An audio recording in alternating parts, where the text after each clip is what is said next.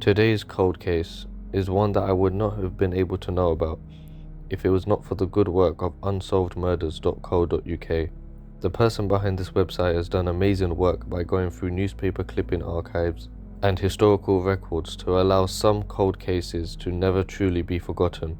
If it was not for this singular article on the murder of Elimus James, nobody on the internet would be able to find out what happened to him and why his case has gone cold since 1985.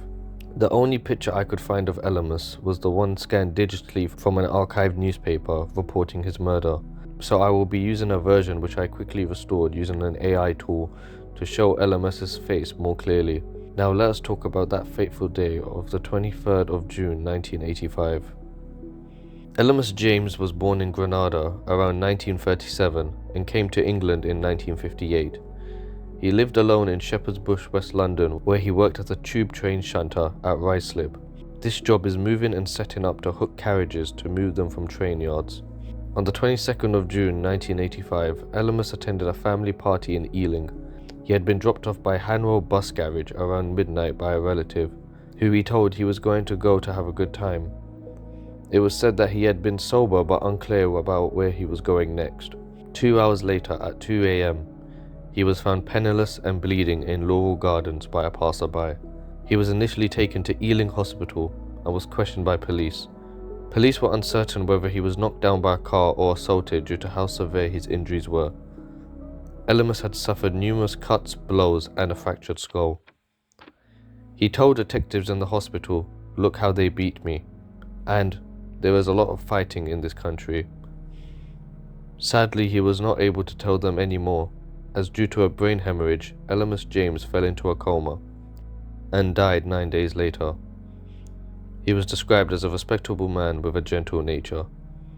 2 weeks later, police announced they were launching a murder hunt after discovering Elimus's bus pass, which was found on railways 300 yards away from where he was found in Laurel Gardens. The police appealed for anyone that had seen him between the time he was dropped off at midnight by Hanwell bus garage and the time he was found in Laurel Gardens to come forward. Elimus was West Indian, which could have been a possible motive for a hate crime. The police said that it appeared that his killer or killers had taken some property from him and then dumped what they didn't want as they made their getaway.